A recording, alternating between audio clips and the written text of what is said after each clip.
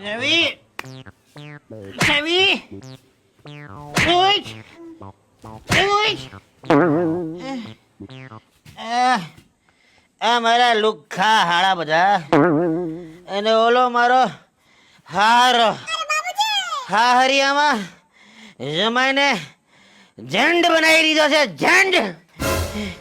હા મેં વિચાર્યું તું કે હારાના 3 કરોડ રૂપિયા જમીનના જો આવી જાય તો હું સીધો લંડન વયો જાત.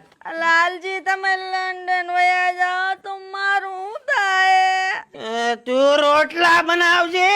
ઉઈ જા.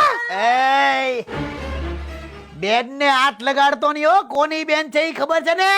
કાટ ડાલુંગા. ઉઈ જા.